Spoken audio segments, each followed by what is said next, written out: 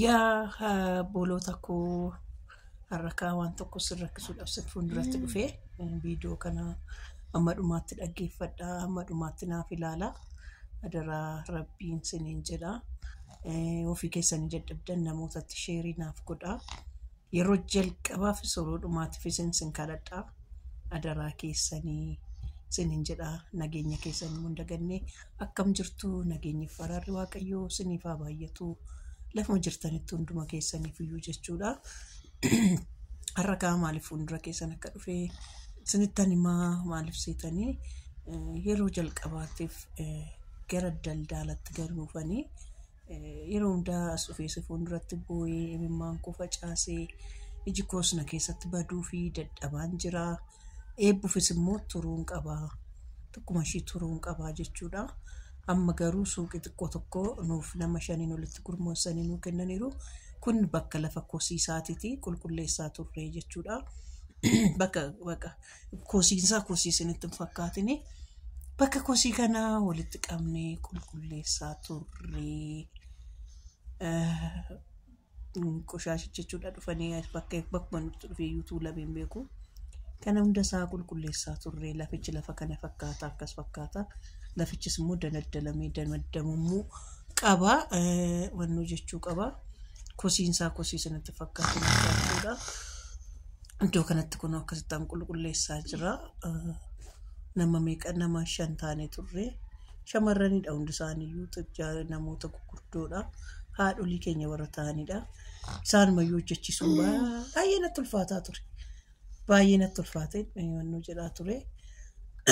Kanaaf jechuudha gabaabadhumatti maal isiniin jechuu barbaade bakka suuqitti kunoo qulfii qofannoo harkatti hafee teebbaa keessan kaatti jettee kunoo isinii qulqulleessaa jirti.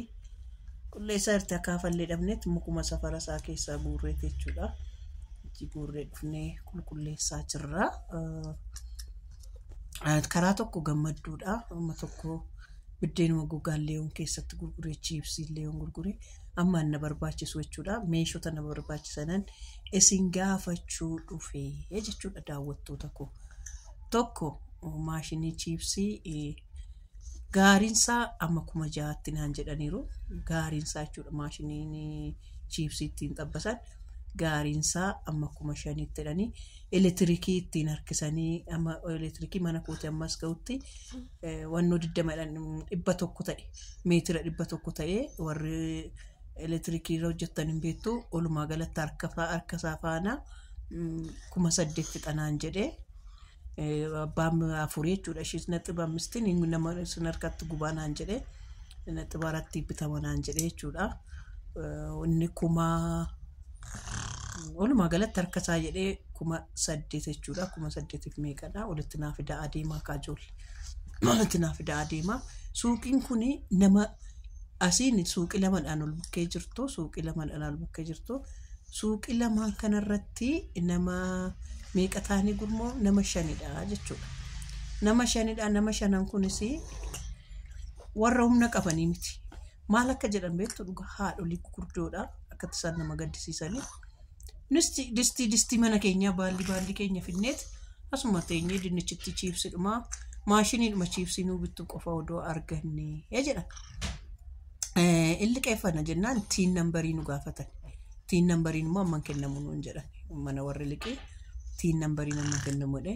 Warra mootummaa gaafannaan immoo in qoostuu lafa isinii kennine birriis akka isinii kenninu barbaaddu akka barbaaddan godhaa jedhanii kunoo suuqittii kana jechuudhaan nuuf laataniiru. Yaa daawwattoota eebbuu, yaa hordoftoota eebbuu, haadha eebbarraamimmaan yeroo baay'ee haqaa turtanii hamma kaashita dhumaatii fi naannoo kana laalishii kana qulqulleessinee iddoo kanatti waan barii takkittiin birrii 350 kun argamte ishii akkasitti pilaastikii sun jirti miti. Ishii gurguddoo doontan ishuma pilaastikii isaanii ishii ittiin bitachuudha. Namoonni Waaqayyo sin eebbisee namoonni Waaqayyo sin gargaaree bakka yeroo dhumaatiif sin gaafadha jechuudha. Warroonni Waaqayyo harka keessan hiikee boru anis deebi'ee nama gargaaruu hin danda'a jechuudha. Yoo nuuf jijjiire kana ijoolleen koo akkuma wannoo isaanii gammadanii itti gammadu jechuudha. Keessa fiigaa gammadaa jiru.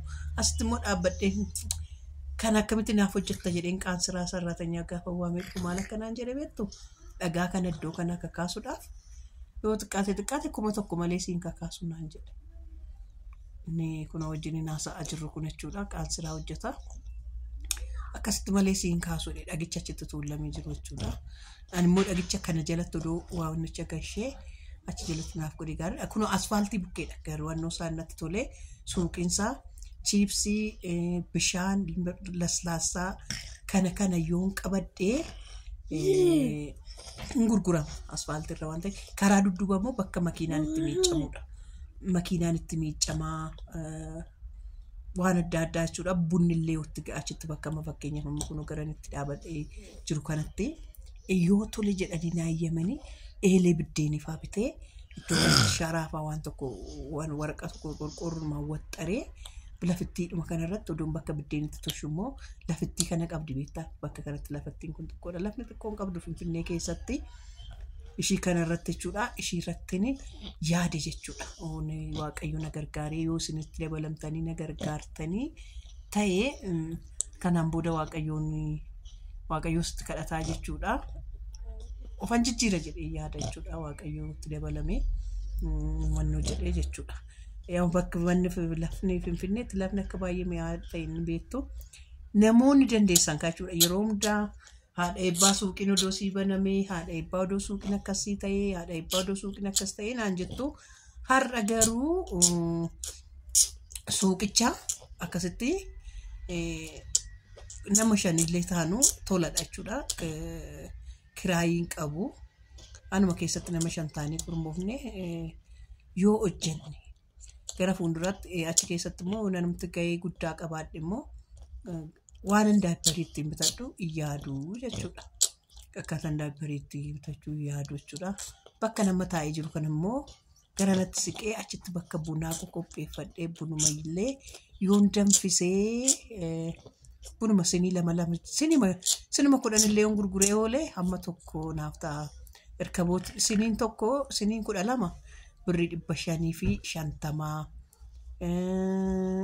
jabanaan birrii 150 ishee maayidhare ijoo waan akkasii kana jechuudha. Gara saniin immoo karaa kunoo akaakiltii na bira jiru san immoo iddoo san sharittee asacheetti waxxaruudhaaf yoo xiqqaate ishiinumtuyyuu 3,000 fixxi. Sharaa akkasitti kan ittiin bitanii meetiraan bitamee rukutamee bareessanii waxxaramuu kaa'uudhaaf jechuudha. Ammoo bareedu baate si kaasu mootummaanis si kaasa. Yoo itti hojjechuu baatte bakkicha bareessitee yoo hojjechuu baatte isaan akka seenaariinee fi namnis immoo akkuma gammadaa ta'ee dhufee keessaa nyaatuuf jechuudha. Kanayyuu akkas godhame malee ta'u jedhameera. Kanaaf daawwattoota koo warroonni sin gargaaree warroonni waaqayyo sin gargaaree warroonni harka keessan sin hiikamee uddatti kanatti kan dunkaana xiqqoo shawannoo aduun yeroo ta'u wannoo ta'ame qilleensadha.